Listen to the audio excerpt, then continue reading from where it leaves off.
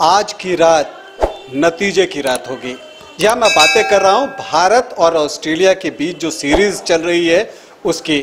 आज उसमें डिसाइडर खेला जाना है, मतलब एक तरह से यह फाइनल मुकाबले जैसा है। जो भी टीम इस मैच को जीतेगी वो सीरीज पर कब्जा जमा लेगी।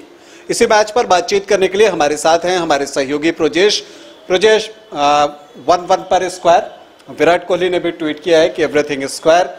कूपे उन्होंने बल्कि ये किया था कि सब कुछ स्क्वायर है। अब हैदराबाद में मिलेंगे तो आज मिलेंगे हैदराबाद में। क्या लगता है, पहले तो हैदराबादी बिरयानी खाया होगा शायद पूरी टीम ने, लेकिन मैच में क्या लगता है? देखिए, मैच का रोमांच तो अब दुगुना हो गया है कह सकते हैं। जिस तरह से पहले मैच में ऑस्ट्रेलियन टीम ने 8 रनों का चेस करके जो जीत दर्ज की थी, जस्ट उसके विपरीत भारतीय टीम ने जो वर्षा से प्रभावित मुकाबले थे उसमें उसी अंदाज में तूफानी बैटिंग करके ये साबित कर दिया है कि भारतीय टीम भी किसी से कम नहीं है। और ये डिसाइडर है तो जाहिर सी बात है कि दोनों टीमें अपना पूरा जोर लगाएगी। जिस तरह से ऑस्ट्रेलियन टीम इंडिया में खेल रही है वो भी चाहेगी कि सीरीज यहाँ से जीत कर जाए, क्योंकि भारतीय टीम पिछले जो T20 मुकाबले हुए थे उसमें विनर बनी थी। तो कहीं ना कहीं दोनों ही टीमें पूरा जोर लगाएगी कि भारत अपने पास ये ट्रॉफी बनाए रखे, तो ऑस्ट्रेलियन टीम अपने साथ इस ट्रॉफी को ले जाना चाहेगी। देखिए, हम अक्सर बात करते हैं भारत की मजबूती की, और जब हम ये बात करते हैं तो हमें एक चीज़ और भी ध्यान रखने की ज़रूरत है प्रजेश, कि ये जो मुकाबला चल रहा है ऑस्ट्रेलियाई टीम के किन खिलाड़ियों से बचकर रहने की ज़रूरत है भारतीय टीम को। तो उसमें से तो एक जो मैं एक नंबर पे रख रहा हूँ, मैथ्यू वेड की बैटिंग आप देख रहे हैं किस तरह से वो आ रहे हैं। दोनों ही मैच में हमने देखा कि वो आ रहे हैं और मैच का पूरा रुख ही बदल देते हैं, और जितने आराम से वो मतलब बल्लेबाजी कर रहे हैं उसकी जितनी तारीफ की जाए कम है। तो मैथ्यू वेड पर बहुत नज़र रखने की ज़रूरत है।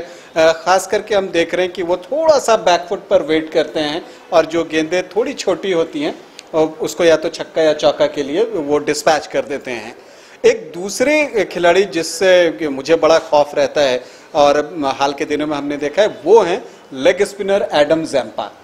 वो कमाल की गेंदबाजी कर रहे हैं, और आपने देखा कि 2 ओवर के मैच में 2 ओवर का उनका स्पेल था ये 8 ओवर के मैच में, और उसमें किस तरह से भारत के 3 विकेट उन्होंने ले लिए थे।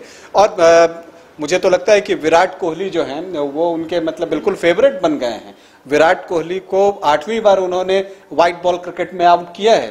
तो इस तरह से हम देखें तो उनसे बच के रहने की ज़रूरत है। और ये भी बता दूं प्रजेश की ये जो हैदराबाद में जो मुकाबला हो रहा है वहाँ जो पिच है वो थोड़ा सा स्लो नेचर का होता है, तो कई बार स्पिनर्स को मदद करता है। समय जैसे जैसे गुजरता है वो स्पिनर्स के लिए और सहयोगी हो जाता है। तो ऐसे में उन पर ख़ास नज़र रखनी होगी। जी बिल्कुल, एडम जंपा जिस तरह की गेंदबाजी कर रहे हैं केवल इस सीरीज में नहीं बल्कि और भी हमने कुछ मैचेस देखे हैं जिसमें एडम जंपा काफ़ी किफ़ायती साबित हो रहे हैं। केवल भारत के अगेंस्ट में नहीं, इससे पहले भी हमने देखा कि जो ऑस्ट्रेलियन टीम जितने भी सीरीज खेली है उसमें एडम जंपा का परफॉर्मेंस काफ़ी शानदार रहा है। वो अपने आप को काफ़ी अच्छी तरह से निखार चुके हैं, और जिस तरह की वो बॉलिंग कर रहे हैं भारतीय परिवेश में उनकी गेंदबाजी काफ़ी ज़बरदस्त है। और जिस तरह से भारतीय बल्लेबाजों की बात कहें कि वे किस तरह से स्पिन को अच्छा खेलते हैं, लेकिन एडम जंपा उनके सामने भी बेखौफ होकर गेंदबाजी कर रहे हैं, और सबसे बड़ी बात है कि विकेट चटका रहे हैं।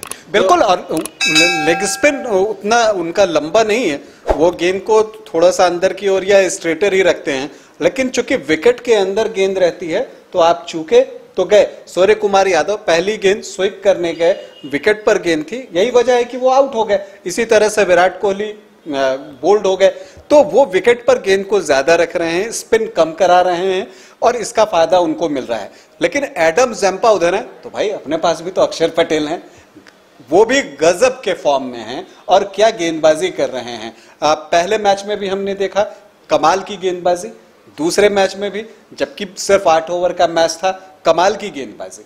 और न सिर्फ वो विकेट लेकर दे रहे हैं, रन भी नहीं खर्च कर रहे हैं, तो बहुत ही कंजूसी के साथ वो गेंदबाजी कर रहे हैं। तो आप कह सकते हैं कि अक्षर पटेल बहुत ही कंजूस साबित हो रहे हैं, और उनकी गेंदबाजी भारत का एक प्लस पॉइंट है। आज जब हम बात कर रहे हैं कि स्पिनर्स को इस पिच से मदद मिल सकती है, तो वैसी स्थिति में अक्षर पटेल की जिम्मेदारी और बढ़ जाती है, या उनका होना टीम के लिए आप कह सकते हैं कि एक फायदे वाली बात है और उसका एडवांटेज टीम इंडिया को मिलेगा।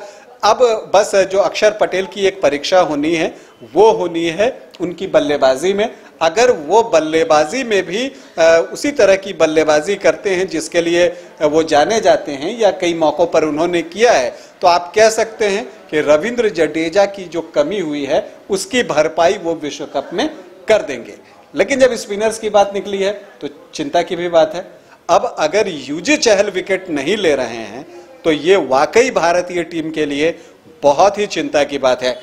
जो दूसरा T20 मुकाबला खेला गया उसमें भी हमने देखा कि उस मुकाबले में भी युजी चहल जो है सिर्फ वो 1 ओवर कर सके। मतलब जहां पे अक्षर पटेल ने अपने दोनों ओवर डाले, चहल जो है सिर्फ 1 ओवर डाल सके। इसका मतलब ये है कि आप लय में नहीं हैं, कप्तान को आप पर भरोसा नहीं है। तो भारत के लिए जो आज के मैच में चिंता की बात है प्रजेश, वो 2 चिंता की बात है। एक पहली अगर हम बात करें तो हर्षल पटेल और युजी चहल की गेंदबाजी, एक ये चिंता की बात है। हर्षल पटेल को भी अपनी गेंदबाजी पर काम करने की ज़रूरत है। वो उन्होंने जो एक स्लोअर बाउंसर डेवलप किया है वो कारगर साबित नहीं हो रहा है। वो उतने परफेक्शन से नहीं फेंक पा रहे हैं, चोट से वापसी कर रहे हैं, इसलिए उन्हें बेनिफिट ऑफ डाउट दिया जा सकता है। लेकिन जो वो बाउंसर का यूज कर रहे हैं वो पहले ही पढ़ लिया जा रहा है बल्लेबाजों के द्वारा और उस पर स्ट्रोक लग जा रहा है। कल भी जब वो आखिरी ओवर फेंक रहे थे तो 2 गेंदें उन्होंने यॉर्कर लेन पर फेंकी, उस पर कोई रन नहीं बना। लेकिन बाकी 4 गेंदें जो आप शॉट फेंक रहे हैं उस पर जो है रन काफी बन रहे हैं। तो हर्षल पटेल की गेंदबाजी और युजी चहल की गेंदबाजी, एक तो ये चिंता की बात है। और दूसरी जो चिंता की बात है प्रजेश, हालांकि कल रोहित शर्मा ने बेजोड़ बल्लेबाजी की, लेकिन इसके बावजूद मैं कहना चाहूंगा कि जो भारत के बल्लेबाजों में इनकंसिस्टेंसी देखने को मिल रही है कि वो पैचेस में बैटिंग कर रहे हैं, किसी मैच में अच्छा कर जा रहे हैं, किसी में खराब कर जा रहे हैं।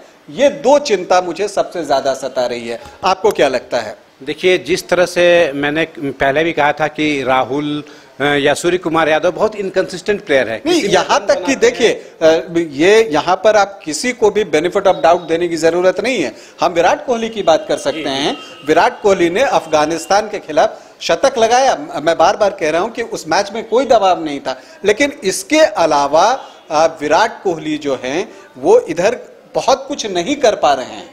कुछ एक पारी उन्होंने अच्छी खेली जरूर है, लेकिन जो एक कंसिस्टेंसी जिसके लिए विराट जाने जाते हैं, जिस वजह से कोहली विराट बने हैं, वो चीज लैक कर रही है। और मुझे लगता है कि विराट हो या रोहित हो, जब से हर बॉल पे स्ट्रोक लेने का जो टेम्पलेट बना है उसमें रोहित ने भी कुछ पारियां खेली हैं, तो कुछ उनके लिए बैड पैच रहा है, बैड फेज में भी वो गए हैं। तो एक जो कंसिस्टेंसी चाहिए वो बहुत जरूरी है प्रोजेश। देखिए, बिल्कुल जिस तरह से भारतीय बल्लेबाजी कर रहे हैं कि एक मैच में रन मारते हैं, दूसरे मैच में रन नहीं मार रहे हैं, तो उसका बहुत बड़ा खामियाजा टीम को भुगतना पड़ता है कि जिस मैच में वो रन मार दिए उस मैच में तो टीम जीत जाती है, लेकिन जिस मैच में वो रन नहीं मारते हैं तो मैच फंस जाता है, क्योंकि बल्लेबाजी उतनी अच्छी हो नहीं पाती है। और T20 का मुकाबला ही है बल्लेबाजों का। अगर आप रन बनाकर नहीं देंगे तो आपके गेंदबाज कुछ खास नहीं कर पाएंगे।